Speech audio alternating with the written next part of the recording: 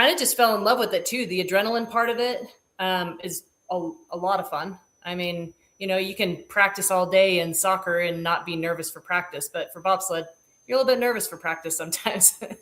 So there's kind of that, you can die that day.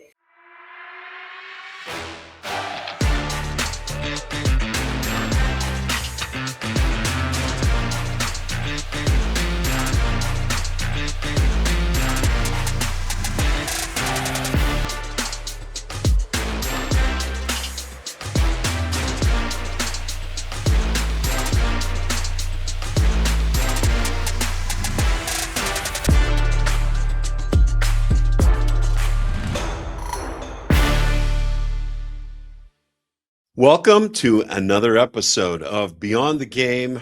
I'm your host, Mike Lacey, and today we're going to talk about goats. Not those kind of goats, greatest of all time, the goats of sports. I love that, my generation of basketball fans liked a particular player, and my son's generation of current basketball, younger fans, like another player as the greatest of all time. Those challenges will always be, was it Willie Mays or Hank Aaron?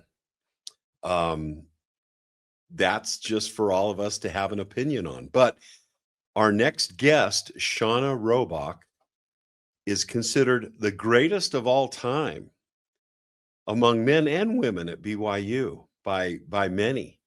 And it'll be fun to hear about from Shauna and tease her with that lead.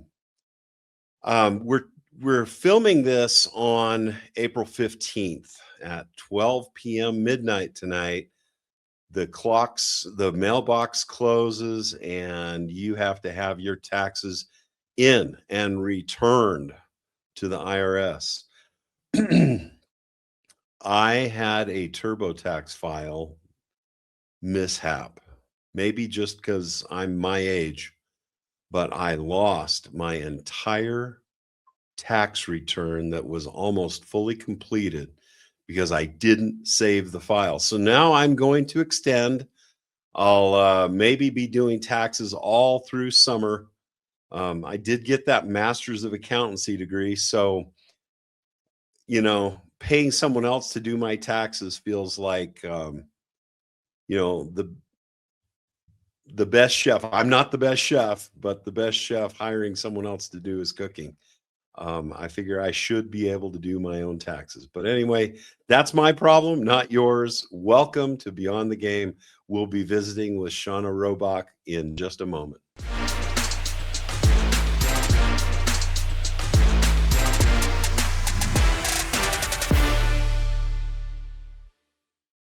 Construction projects are hard. Managing teams, risk, payments, and financing can be overwhelming.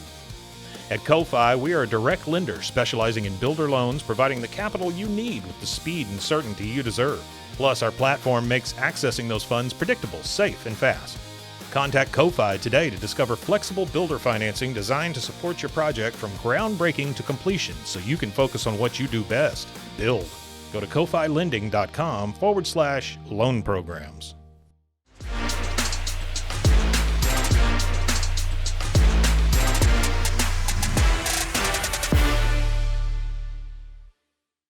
All right, Cougar fans and Olympics fans, professional soccer fans, we have someone here today that I'm very grateful to have. She is considered by many, at least on the BYU websites, as a GOAT. And that's a superlative, the greatest of all time. Today we have Miss Shauna Rohbock. Shouldn't call her Miss. We have Shauna Rohbock with us, who starred in many, many sports and leads a very active life. Shauna, welcome to Beyond the Game. Yeah, thanks for having me. When I read about you and studied all the different things you do, I said, where does this lady get her energy? Tell us, because seriously, you were a 6-time All-American. 6 times. I think college sports is usually only 4 years, so you're going to have to explain that one. You were a star for the soccer team. Jen Rockwood is someone who I know my son played maybe in some of the same years. He was a goalkeeper on the men's team. You played in 90 games and had 94 goals. I mean, that's like hitting a home run every game, plus some. You ran track. You were an All-American track heptathlete. And then you chose to go into the Olympics after playing professional soccer for the San Diego Spirit. Yeah. Shauna, where do you get this energy? Well, I wish I had it back. I think I'm slowing down. So I don't know. I guess just youth. I just love sports. I love to play. So I think obviously I was given a lot of talent to be able to be good at a lot of different sports, and I couldn't decide on which one I wanted to do. So I decided to do track and soccer in college. I have a daughter who later, probably a decade after you, was a heptathlete, but she was mainly a high jumper and a hurdler. The heptathlon is what, 7 events? Correct. All right. And you're a distance runner, you're a sprinter, I don't know about distance. Well, but what, 800? Or do you have to run a... You do, but I was not, it was hard. Every single time I was not happy to step up to that line for that 800. So that was definitely my worst event. I dreaded it. I knew that I'd have lung burn for a week after, and I went to a different place in my mind to get through it. So yeah, it was that painful. I don't love running distance. That was my daughter's issue. But when you have the sprinter capacity that you obviously had, and you can do the hurdles, did you do the pole vault, or you just did the high jump? No, just a high jump. So the jumps are long jump and high jump. Okay. And the throws are javelin and shot put, and the run is 200 100-meter hurdles in the 800. Shauna, and you 94 goals. Where should we start? I don't know. I mean, I think I was pretty lucky. I think I just always ended up being in the right place at the right time. Maybe that was athleticism. Maybe I don't know. But obviously, had a lot of great players that I played with, and they set me up. So and just try to do the best I could and get that ball in the back of the net. I played football many decades before you played it. Were participating. And I had a coach once I made a play and I just got lucky, coach. And he reminded me, no, there's no luck. It's where preparation meets opportunity. And you said you were in the right place at the right time. There's a little bit of that preparation meets opportunity in that, don't you think? Yeah. I mean, I did. I don't know that I to be fair, and later in life, I think I realized that I relied a lot on my God-given talent. And I didn't have to work like the hardest to be great at, soccer for sure. Had to work a little bit harder in track, but I definitely could have worked. You look back and you're like, man, I see my kids, my son loves soccer. And I think if I had the YouTube videos or the, Instagram where I could be like, okay, how do I get better at this? And then just like a million of them pop up. Like, I would have gone crazy, like just in the backyard training. So I definitely could have prepared a little bit more, but you know what? It worked out for me. And I know I'm teasing you with this greatest of all time, but people are, in all sincerity, we're saying you were one of the best athletes of all time at BYU. I also had the privilege earlier of meeting with another of the GOATs. Harvey Unga was on with us earlier today. Yeah. And he almost said the same thing. He wished he had that capacity, that our kids now have. Of, just going to a YouTube video and how do you do this? And boom, there it is. Yeah. I think just the resources that they have now at the tips of, at their fingertips. And it's just crazy to me because we relied on either private coaches or coming up with it ourselves. And I mean, you have a private coach on your iPad or your phone. You just set it up and shows you what to do, and you try and do it. So, yeah, I wish I had that, but oh well. You know, I got a master's in accountancy degree a million years ago, so I feel like I need to prepare my own taxes. And I was doing my taxes. Here it is, April 15th. And yesterday, yeah, I would go to AI and I'd ask this question regarding a particular issue because I'm not up to date on the tax code. Yeah. And sure enough, I got all those right answers, and then I forgot to save my file. And it's gone. I'm gonna have to start all over again. That's why I pay for someone to do my taxes. I can't do them. Well, yeah, and I wish I hadn't now, but anyway, I don't know why I brought that up, but it's funny how you can get all this preparation, all the tools, and then you forget to do the most simple thing like save the file. Yep. Yeah. But Shauna, track, soccer, or then you got the silver medal in the Winter Olympics. What was it, 2002? It's 2006. So 2006. 2002 was here. 2006 was in Torino. And let's just jump into that because you were the pilot in the bobsled, correct? Correct.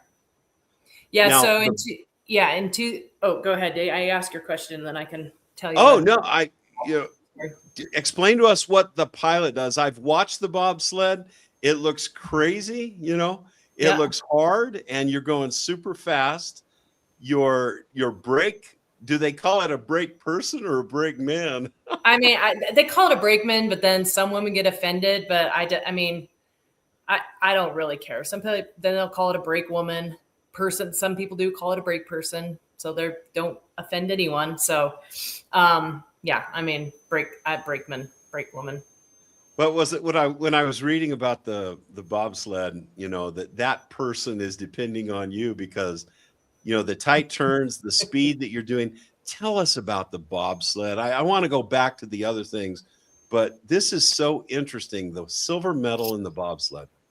Yeah. So, to be honest, the first 3 years, so I started in 99, and for the first 3 years, I was actually a brakeman.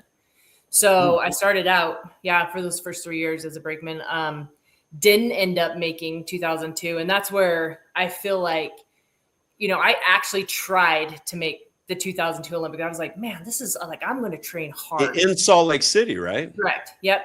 So then that's kind of how I got recruited was one of the pilots at the time was going around to the colleges and saying, hey, we need better brakemen. This is the first time women's bobsled is going to be in the Olympics. So we need better brakemen. Can we have your, Bonnie Warner at the time was one of the pilots, and she came out and went around to the track coaches because obviously it's a speed and power sport. So she hit up the track coaches and said, if you can send out your best athlete, sprinters, we'd love it. So a coach was like, hey, if you want to go out and try this out, I guess it sounds crazy, but the Olympics are going to be here in a few years. I was like, all right, that sounds cool. And so I went home, told my parents. They were like, not even surprised. They're just, like, what, bobsled? Are you okay? Whatever, go do it. So, yeah, went and did it's changed over the years, but I think it was a 5-item test at that time, like a sprint, a 5-hop. You threw a shot put just to test your speed and power. Did pretty well on the test, so they were like, hey, we'd love for you to come out, and that summer ended up going to Lake Placid, New York, and training on the push track.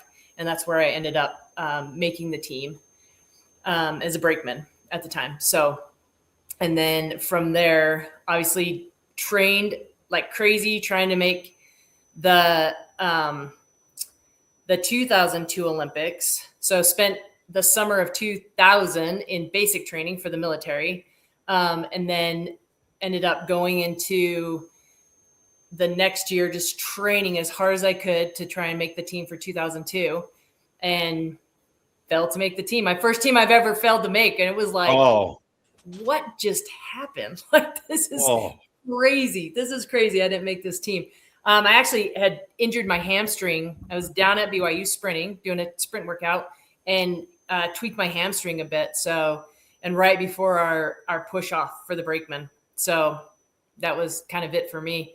And then, from there decided, well, I'm not going to let someone determine if I'm in the back of their sled or not. I'm going to be the one that's in the front seat making those decisions. So I ended up then going to a driving school in Calgary, Canada. And that's where, all the newbies come out. They start you at a lower portion of the track. They don't send you to the top and kick you off. and then there's a bunch of coaches there, and they, coach you on how to do better and how to become a pilot. So that was kind of the beginning of me becoming a driver. Now, driving school just sounds funny. This is going to be a bad joke, but I don't see you guys parallel parking the bobsled. No, not often. But this is a sincere question from someone who's watched the bobsled, been intrigued by it, but doesn't know a thing about it. Yeah. How much of your success in the bobsled is driven by that initial push of you guys just sprinting the heck out and jumping in efficiently, and how much of it is dependent on your techniques and skills? Yeah, I mean, there are so many different variables within bobsled that make it ends up kind of a lot like NASCAR in a way. Your equipment is super important. So the sled itself, the runners, some people call them the blades on the bottom. Those two are really important. Then obviously the pilot driving, your skill to get it down the track, the brakeman, and you starting the sled and keeping that velocity going, because some people have a good time, but they'll pull back on the sled when they get in and kill the velocity. So there's so many different variables that go into it. You'll see teams that have a great push and then can't drive or don't have the equipment. The Germans have it's a massive budget for technology. We don't have even close to what they have, but we have, Honda now has come on board. We have a great mechanic, and he ended up building new sleds going into these Olympics that crushed it. It kept our women in the fight for sure, and our men. I mean, we took a fourth in men's bobsled this year, and the sled was a huge part of that. The driving portion for him was not as great, but that's what I'm saying. If he could have driven a little bit better and his push was a little bit slower, but his equipment was great. But you have to have all three of them or four of them, which the Germans do have. So when you have those, that all comes together, and you're probably going to have a pretty good downtime and result in the race. So another kind of probably a dumb question, but humor me here. It almost looks like, wow, if you steer that thing properly down the course, you never have to apply the brakes. But I'm sure that's wrong. You have a brakeman for a reason, and it's not just to stop at the end. Tell us about how do you do it? They only start and they only stop it. If they pull the brakes in between that, you're going to get the track crew's going to hammer you. You don't touch the brakes in between.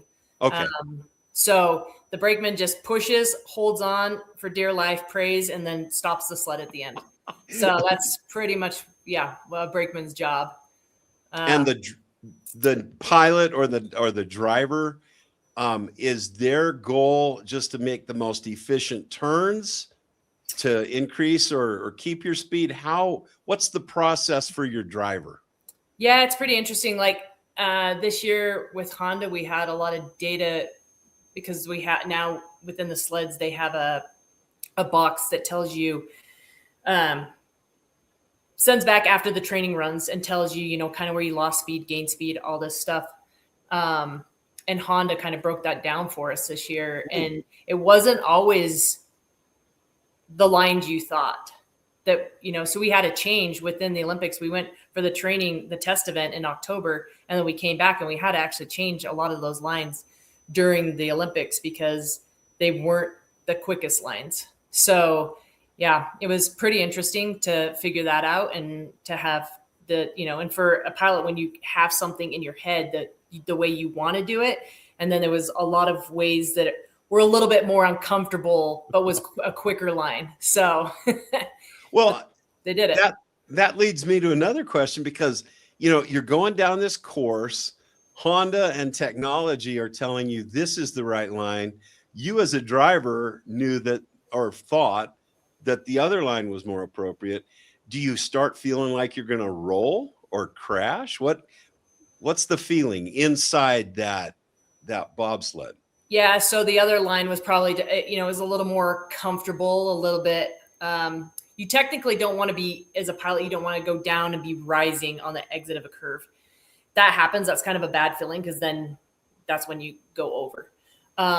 So I don't know if you watched the Olympics this year, but there was, I only know the name of there's names and numbers on Cortina track. It was always names on the old track, and then they tore that down, and now you got all these new kids that put numbers to it. So, but the third turn on the track it was Cento, and I don't know if you saw, they had to drive it down, and the sled came back up, and then it was kind of doing these.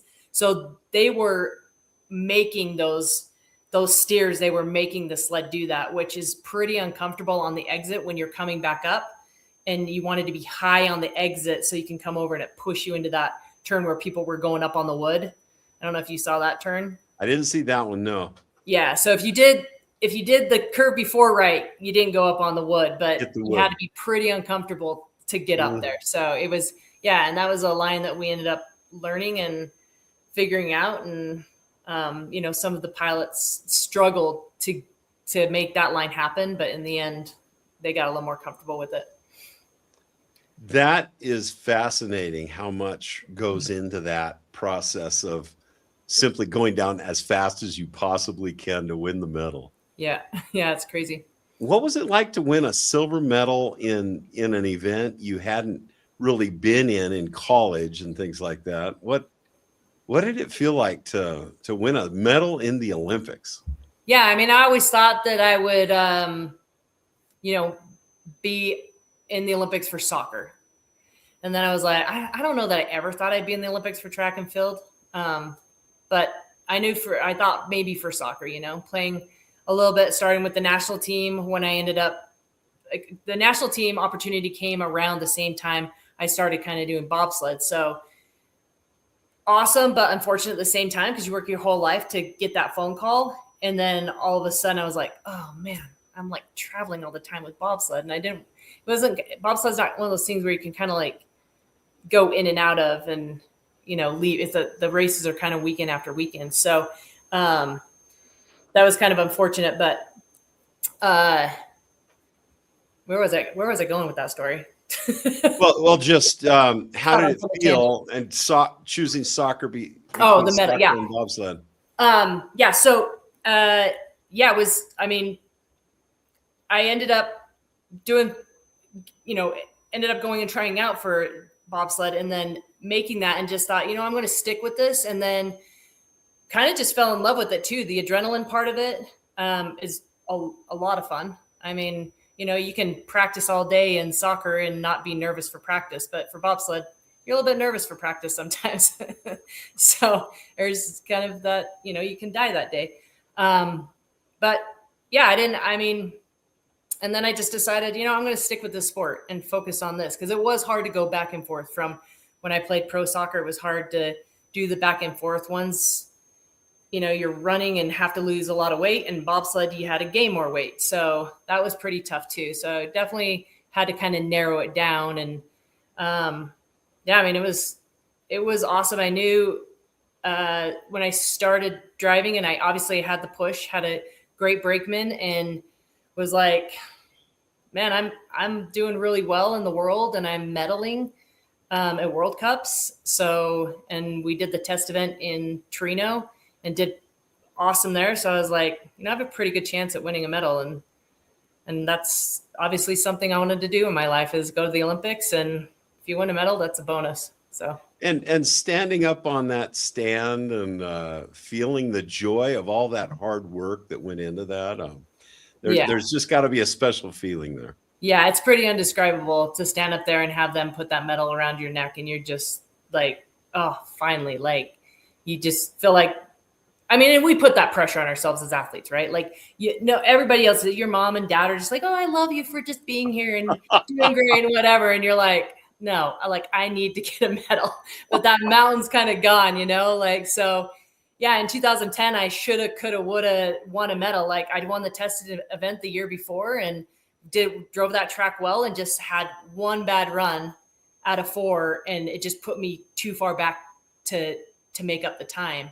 And then you don't, you know, and now you're done. Like, you don't win a medal, and it just one bad run in 4 years and your dream's over of winning a medal. So, but it definitely an easier pill to swallow, having a silver medal from the Olympics before and going, okay, at least I got one. It'd be nice to have 2, but you messed up and now you pay the price. Well, it's interesting, you know, 1 out of 4, all that work that had still gone into the 2010. How did that affect you as a human being? We all struggle. We all fall down every once in a while. We have a failure here and there. What did that teach you about resiliency or going forward? Yeah, I mean, obviously at the time I was pretty upset, and I was pretty bummed about not medaling. Like I said, of course, winning a medal before that was kind of helped soften that blow. I think as you get out of sport, and like I had kids after sport, and I think that makes you, it just refocuses. You're like, oh my God, like this medals, Olympics, like that was dumb. Why was I so focused? Like, the kids are what's important now. So I think that was like someone that you were, it's something that you used to do, but it's not who you are. It doesn't define you. And I think, you know, after sport, and then especially once you have kids, you're like, this is what's real. So, yeah, I think that kind of refocused me, and just kind of, I don't know. I don't dwell on it. Like, I know a lot of, I trust me, there are a lot of Olympic athletes out there that are still years later, like, oh, I should have won that medal, or if I would have just done this, I could have won that. And it still eats at them to this day, like crushes them. And I'm so glad I don't have that. And it's so good. You talk about your children and having their perspective at heart, and that's more important than, you know, or I'm considering my old past dreams. Good for you for not sticking to that. I'm a soccer player. I'm a silver medalist in the Olympics, you know, that becomes your identity that you can't let go of. And then when that sport is over, what do you do? Yeah. I mean, I was lucky enough, obviously, to move into continuing to stay with sport and coaching. You know, the Army helps a lot with that, and allows me to do that. I don't know that if I didn't have that, if I wouldn't have stayed as long coaching, but it's great that I do. And it's great that I get to continue to, you know, be a part of something like that.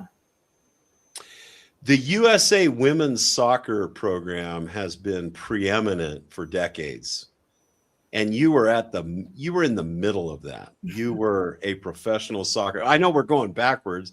That's It'd right. be fun to hear about some of your BYU experiences, but tell us about your, you know, that's the highest level of competition in soccer and the worldwide sport, you know. What was that like playing professionally as a soccer player? Yeah, I mean, it was fantastic. I enjoyed that. And in San Diego, like, what a better place to play. Like, beautiful town all year round. Gosh, we had so much fun. Yeah, it was awesome. And the players are just so great and talented. And, you know, you all have the same mindset and just win. Like, you're all just killers. You're all just alpha females out there just wanting to win. And it's just a lot of fun being around as the same type of people as you are. And yeah, and with the national team, it was, you know, obviously I watched a lot of them growing up. like Julie Foudy, still to this day, a really good friend, because she was on the San Diego Spirit. So chat with her, and it was just crazy to see and be able to play with those women and be like, wow, like, I mean, I was a very confident soccer player. I would say people say, oh, you were cocky. And I'm like, I like to say confident. There's a difference. Yeah. There's a difference. And I played football with Jim McMahon, and some people would say he's cocky. No, he was more confident. Believe it or not, there was a humility that made him a good teammate. And so I see the difference, and I'm sure that was the case with you and your teammates. Yeah, I mean, I thought I was, I mean, and everybody on the team was that way, like that you have to be at that level. Like you have to be confident in your abilities. You have to know when you step on that field, you're going to go out there and you have to think that every time you touch the ball, you're going to score a goal. And yeah, I mean, I think that's where some people don't understand. Like you want to get to that level, you have to be very confident in your abilities. And I don't know, that's really powerful, because the person who doesn't have the confidence, if they're going to shoot a basketball, if they're going to pitch a pitch, if they're going to try to hit a baseball, if they're going to hit that curve ball into the net, curve it into the net with that, you have to go into it with confidence, and then somehow miraculously it happens. Yeah, I think that's where you take that 1 second of like to deciding if you should take this shot or not. And that's when you miss, or, should I swing that bat? Or you take like that split decision and you question yourself. But if you're a confident athlete, you're like, oh, I'm going to shoot this ball. I'm going to take this. I want it. Yeah. In baseball, you wanted the ball to come to you when you're out in the field. I want the ball to come to me. I'm ready. Yeah. Sometimes I remembered, I hope they hit it to the other side of the field, because I'm not ready right now. That's a lack of confidence.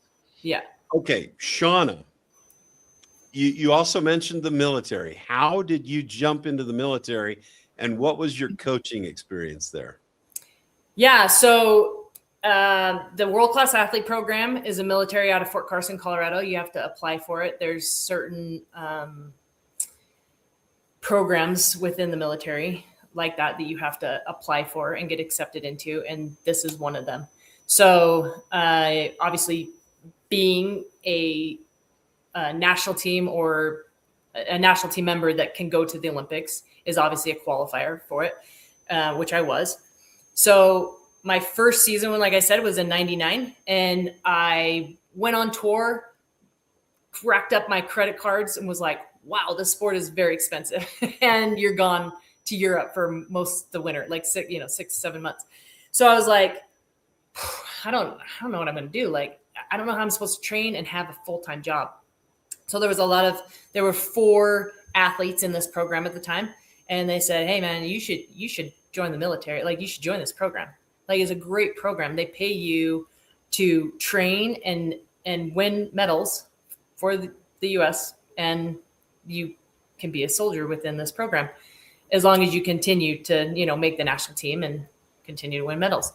I was like, well, that seems like a pretty good deal. So of course, what I sign up, once again, my parents are like, what are you doing? So sign up. Me and actually Jill Bakken, who won the gold medal here in 2002. Wow. Her and I take off to basic training. And and from there on, we were athletes within the World Class Athlete Program until 2011 when I retired. And then I decided to become a coach. And they also have coaches within the program because we have athletes that are in the program. Frank Del Duca and Azari Hill, which were 2 Olympians this year, and Hakeem El Dusabor. They're all soldiers as well in this program. And so I end up coaching them and the civilian athletes as well. But it's been fantastic. So right now, hopefully on June 16th, I have 2 more years till I retire active federal service, which is fantastic. So yeah, it's been a great experience, a great program. I mean, it's been a lot of fun and a blast and a blessing. Does it require that you live in Colorado? No, so they have, because we do have remote soldiers, they do send you, so it's not just bobsled. Like there's boxers and fencers and an ice skater, and I mean any Olympic sport can be in this program as long as you're on the national team and obviously you're a soldier. And do you coach strictly the bobsledding, or do you help out with soccer too? No, I strictly just coach bobsled. Good for you. Yeah. And 2 more years and then you have a pension? Correct. I know they're working on it right now to hopefully that goes through. So we'll see here in the next month. That's exciting. Yeah. Well, 94 goals, but you also had 26 assists. Now on your team, were you a striker or a forward? What did you call it back then? I mean, both striker, Okay. forward. Yeah. Were you in the middle, on one of the flanks? We moved around because we played a lot with just a 2 front. I mean, sometimes we go with 3 up front.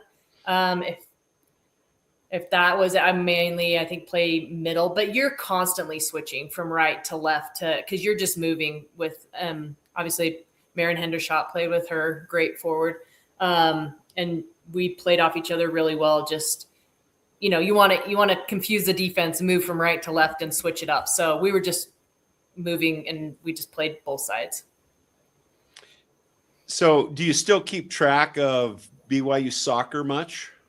Now and then. Yeah.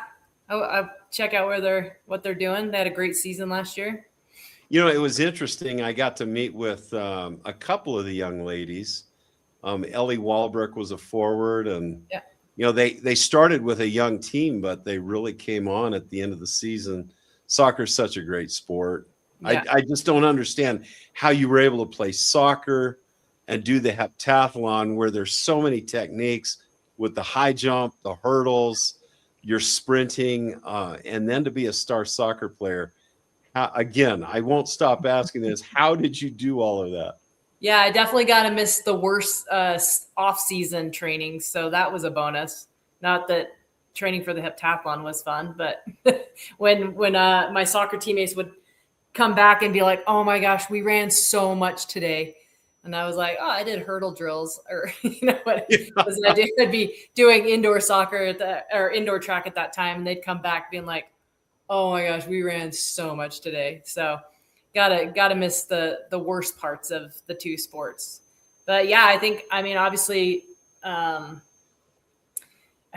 it was a little rough going into starting after soccer. I would go into indoor track at the time, and yeah, I had to definitely work on my running style because soccer is a lot of side to side. And so my coach would be like, "Okay, just follow the line down the middle." Like he'd have to put the blocks in the middle and I'd have to run straight because I kept wanting to go side to side and come out of the blocks that way, which is inefficient in, track and field when you're sprinting. So yeah, there was some things that I had to change, but I do think it helped with, my strength, to keep my strength up. Obviously I was lifting in soccer and with the team and stayed strong there. And I think it just gave me different tools to work with. Are you happy you went to BYU? You starred in Orem, yeah, and I'm sure you had lots of opportunities.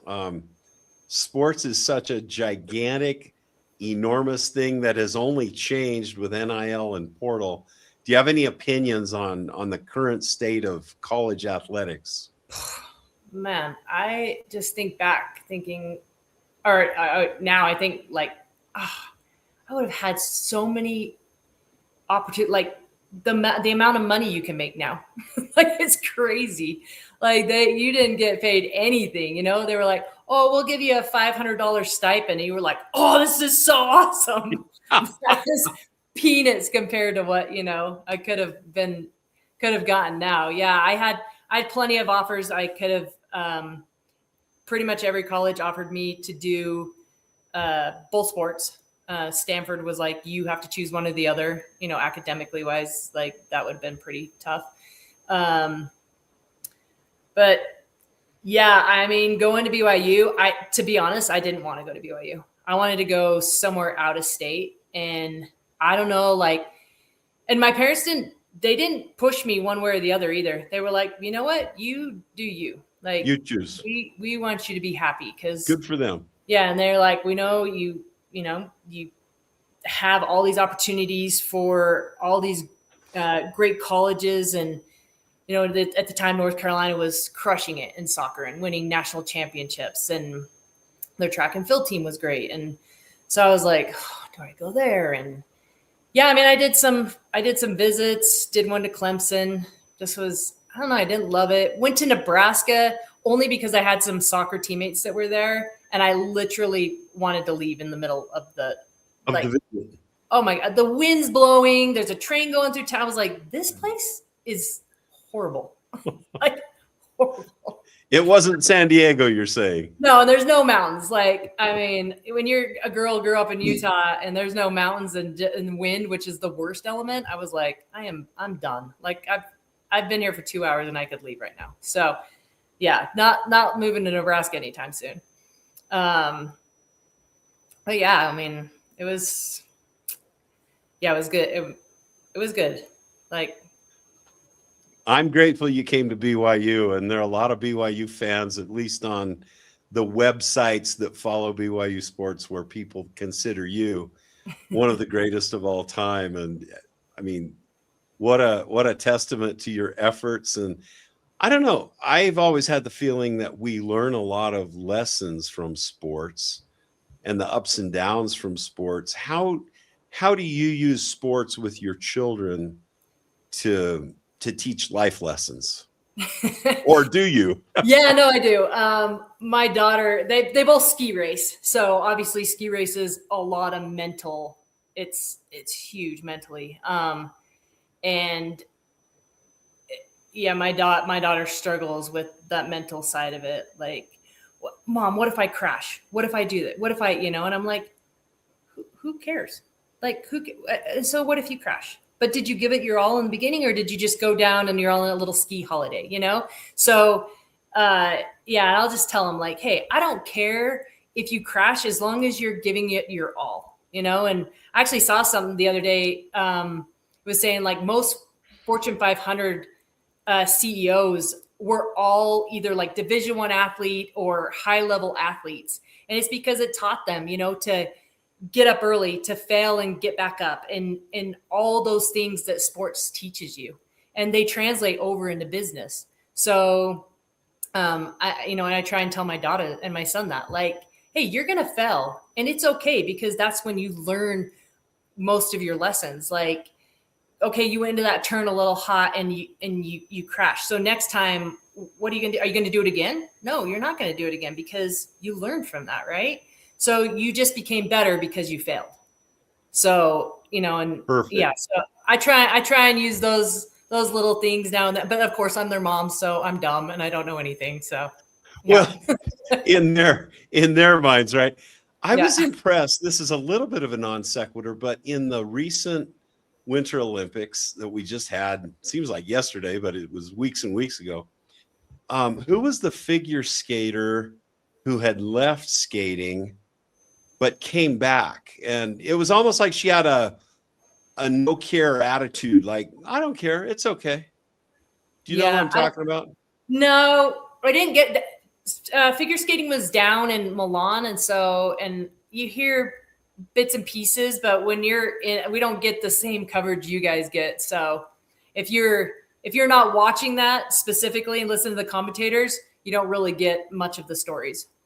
Well, it was interesting to me because we teach discipline. We teach, as parents, we can apply the lesson of, I got hit in football and I got knocked over, but I'm going to get up and I'm going to do it differently. I'm going to learn from it. Just the good mom lesson that you gave your child. There's also another one where when I make my sport or whatever I'm doing so important that I lose that confidence or I fear it, and what was interesting to me is this, and I don't know how those figure skaters do it. They're doing these very athletic moves and they have to do them gracefully. And this young lady had left the sport until only like a year ago, and then came back and got the gold medal And that was fascinating to me because she really, you could tell she was nonchalant. I don't care. It's okay. Almost like, hey, if I fail, I fail, but at least I gave it my all. Yeah. Yeah. I mean, obviously, I think time away from the sport definitely helps you refocus. And like I said, it helps you understand things that are a little more important outside of sport, that there are things more important, And so I think you can come back a little bit more rejuvenated in a sense. I would love for, some athletes, I'm like, you should just take a year off and watch sleds. Like sometimes I after I retired and I was a coach and I was watching, coaching athletes on the track all the time, I was like, man, I am learning so much coaching. I wish I could go back and now slide again, because I feel like I know so much more about just watching these sleds come through these curves. Because when you're sliding, you don't as an athlete, you don't come down on the track and watch a lot of the time. So it was yeah. I think sometimes you can refocus and get a little rejuvenated and have just I think a different view of the way the sport works. And Shauna, you remind me of something that I still believe strongly. In my era, you played, 3 sports, and whatever season it was, you were playing that sport. Yeah. Now there's so many parents. Oh, you're going to focus on this. You're going to focus on that. We're going to be a great X, Y, or Z. And I think we're pounding that key so much, as Sean Covey or Stephen R. Covey would say, that you're just hitting the same key, that it's rejuvenating. If I'm a baseball player and then I'm going to go run track or play some football or basketball, we pick up different things from each sport, and then we get better at all of them. Yeah. Yeah. Sometimes when you finish interviews and people say, well, what would you like to tell younger kids? And the one thing I say is play as many sports as you can. Don't focus on one. And that's it is sad these days. Because I think I was able to be the athlete that I became because I played everything.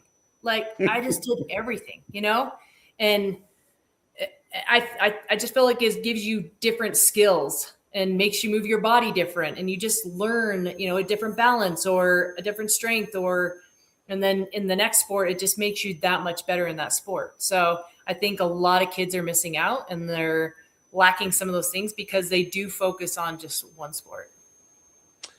Perfect lesson. Shauna, I've kept you on a long time. You have some fascinating experiences, and I know that we've probably only touched a few of them, but please share with us any thoughts you have for, this is generally a BYU-centric audience, but it's applying sports things to life. You just did give a great lesson, but do you have any other things you'd like to share?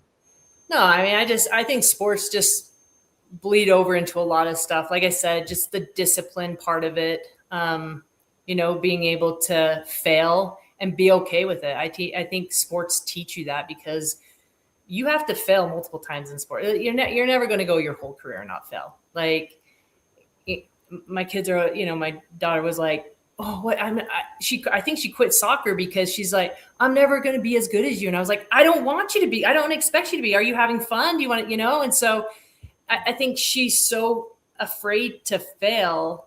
And I think you have to allow yourself that, especially in sport, like, I mean, obviously in real life, when you do fail and you lose a job, you are losing a little bit more. But I think it also teaches you how to be better at the next one, or how to not lose that job. Or, I mean, there's just always so many lessons in failing.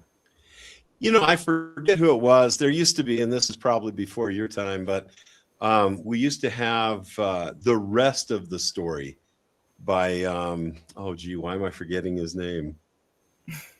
Anyway, a famous radio personality, Paul Harvey. That's how he used to say his name. Paul Harvey had The Rest of the Story.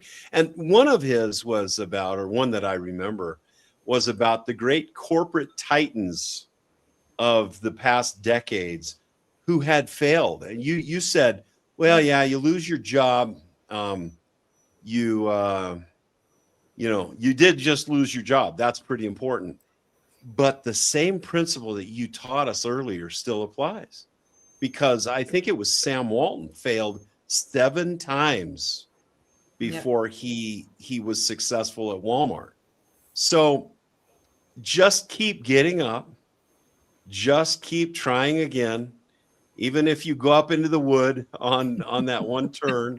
Yeah. 1 of 4. Oh my heavens, I'm so sorry. But Shauna, your messages to us today are wonderful. Thank you. Yeah, well, thanks for having me. Okay. This has been Beyond the Game, and we're so grateful that Shauna Rohbock has been here with us. Thanks. Thank you.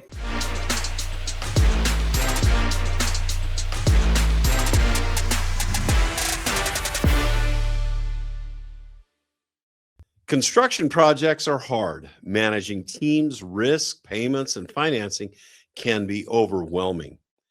Ko-Fi is a direct lender specializing in builder loans, providing the capital you need as a builder with the speed and certainty you deserve. Contact Ko-Fi today to discover flexible builder construction financing designed to support your project from groundbreaking to completion. Go to kofilending.com/loan programs. Construction projects are hard. Managing teams, risk, payments, and financing can be overwhelming. At Ko-Fi, we are a direct lender specializing in builder loans, providing the capital you need with the speed and certainty you deserve. Plus, our platform makes accessing those funds predictable, safe, and fast. Contact Ko-Fi today to discover flexible builder financing designed to support your project from groundbreaking to completion so you can focus on what you do best, build. Go to kofilending.com/loan programs.